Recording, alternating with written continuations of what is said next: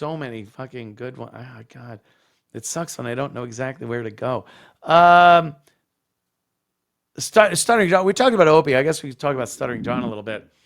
Stuttering John is an asshole. We all know that. He um he was talking about going to a hotel, a pet-friendly hotel.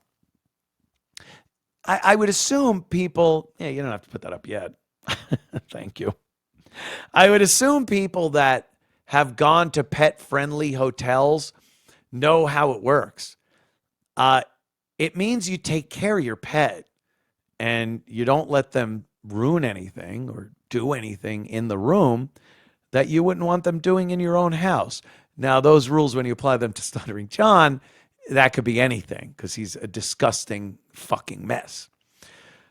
Uh, when I went to, of course, Gino and Keanu's wedding here in South Carolina, and we had just adopted little Nugget, little black cat that we found at a gas station, who has since gone to a great home with a veterinarian. A girl, she's a veterinarian, took little Nugget after we fostered little Nugget for a while and found him a great home with a veterinarian girl. He's happy. He's got another little cat with him. Make you cry like a little faggot. So we went to the wedding, and little Nugget was too small to leave here in the house with Neo. So we took Nugget to the hotel room. And we understood how this works. You set up a little litter box and food, but you clean that shit up. This wasn't even a pet-friendly hotel. We just snuck him in, and when we left, that room was as spick and span as when we got there. John, in his retardation, seems to think that pet-friendly means it's like a kennel. You could just throw him in there and let him shit and piss and do it, and then you leave. You just leave. What a disgusting piece of fuck shit this guy is. Just awful. You don't want this guy anywhere near you for any reason whatsoever. Friend, forget about that. I'm talking even a guy coming to get a hotel room for the night. Just steer clear. His picture should be behind the counter of hotels, bars, anything. Just don't serve this piece of shit. Why? Because he's just a piece of shit. You don't want him here. It does you no good to have this guy anywhere near you. He's a detriment. So here's the clip of John talking about having his cat in a pet-friendly hotel. And if you can notice Pat Dixon in the middle, his face, just utter disgust at John. Watch this. I was staying at hotels, pet-friendly ones. Thank you, Red Roof Inn. And one I didn't, and I had to pay extra for having my cats. They found the cat litter and the cat shit around the carpets, and I got charged an extra $300. But I was staying at hotels, pet-friendly ones. Thank you, Red Roof Inn. And one I didn't, and I had to pay extra for having my cats. They found the cat litter and the cat shit around the carpet. Cat litter and cat shit around the carpet. Can you even fucking believe? You go to a hotel, the Red Roof Inn. Isn't this guy always crowing about how rich he is? And his pensions that he has from, I don't know where. I don't know where you get your pension from, John. His substitute teaching, the Howard Stern show. I don't think he made enough money to even have a pension at there. The Tonight Show, maybe? I don't know. But he claims to, have money. He still has a shitload of money from all of his things like the Tonight Show and Howard. I don't even know. I don't know. I tend not to believe it. There's being thrifty. I get it. I've been talking about not blowing all your money. When you make a lot of money in your life, there's a point where you go, I want to hang on to this. I don't want to lose it all. Nothing's forever. And you make sure you have things figured out. I don't think John did that.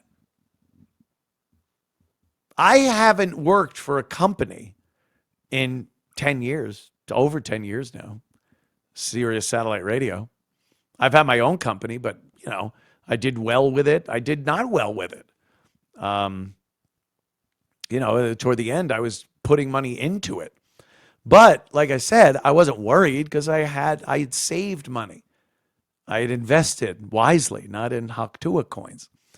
And my point here is I would never stay at a Red Roof Inn. I would never stay at a Red Roof Inn.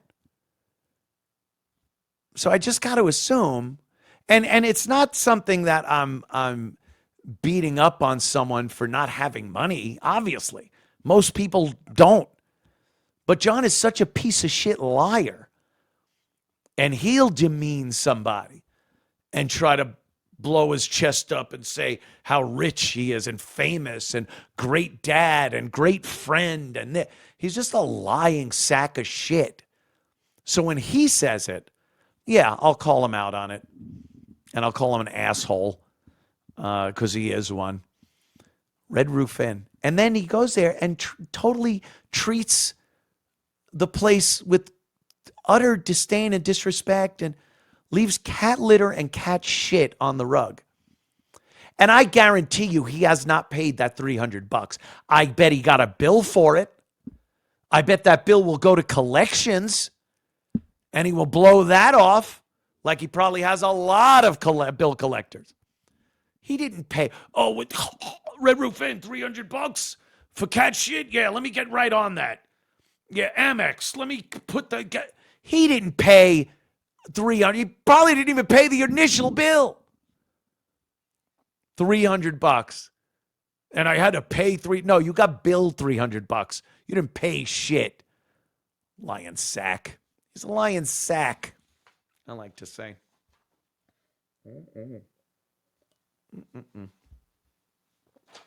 Yeah, I just figured I needed to get that little Stut Joe thing and talk about what an asshole he is. I usually don't. I got a little Opie in, and then I get a little Stut Joe. I'm like becoming a Dabbleverse show. I'm going to be competition for Shuli and Who Are These Podcasts.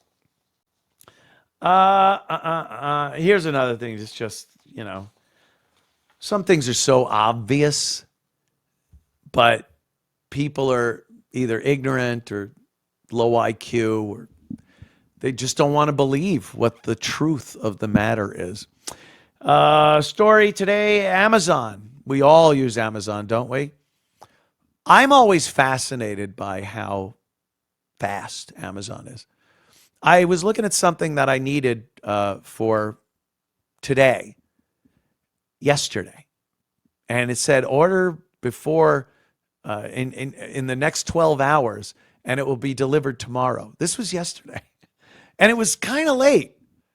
But in 12 hours, if I would have ordered, they would have gotten it to me today. That's insanely efficient. I mean, it's amazing. And you go to your door, you get your little notification on your phone, you go to your door, there it is. What I ordered. Love it. Love it. Well, Amazon is being sued by the District of Columbia, Washington, D.C., and this is because how slow Prime is delivering their packages into some of the low-income zip codes. So let me tell you, like I said, I'm amazed. I once or twice, look, it's a miracle that think back again. Tell someone 40 years ago that you're in your house and you order fucking rims for your car, and they're there the next day. They wouldn't be able to fathom. That's amazing. Every so often, I get a notification, we are sorry. Your delivery is going to be delayed. There are backup troubles. There are stock problems, or whatever it is. But it's a very, very, they're few and far between, these instances. Usually when they say it's going to be there, it's there. I would never complain about Amazon not being prompt and on time with their packages. I guess it's an issue in DC, in some of these low income zip codes. So, of course, I have to sit and read the story and go, why is that? Why do you think Washington, D.C., in these horrible neighborhoods that are infested with savages, why would their deliveries be late to those places? One of my hypotheses, my theories, is that locally, they hire local people to drive these Amazon trucks. And I've seen enough of these to know that they hire, it's a lot of diversity going on in those trucks. And I have to assume that when the local DC Amazon people are in the trucks delivering, that they're late. It's black people time. Black people are known for just being late to everything. So I have to assume that's part of the problem, is that they're waking up late, they're loading the truck late, they're getting to the houses late. And maybe when they're done with their shift, they just turn it around and go back to the warehouse. Yeah, I think that's probably maybe 50% of it. I think the other 50% of the drivers that aren't lazy, shiftless DEI hires from Amazon, I think they don't want to continue deliveries into some of these neighborhoods after dark. Like I'll get a notification that a package was delivered at 9 p.m. 9 p.m. It's dark out. And the package is there. I would have to assume that a lot of these Amazon drivers, after sundown, they don't go to these places. Why would you want to jeopardize your own life? And knowing you're just throwing a package out there that's going to be stolen in a second. It's pitch black out. They see your truck. They're following it, waiting for you to stop and put a package down. If they don't beat you up and rob you, they're definitely going to take the package. So I think a lot of the drivers that aren't the thugs just aren't delivering in these neighborhoods after night. And then they have to wait till the next day, which then is a delay. And, you know, it would be so great at a lawsuit like this to see Amazon defending themselves with these statistics and say, yeah, they don't want to go into those neighborhoods. Or look, we have a lot of black drivers and our statistics are showing here are the white drivers and their schedule and their delivery times and whatnot. And here are the black drivers who are part of this community that is suing us for not getting the packages delivered on time. But they won't.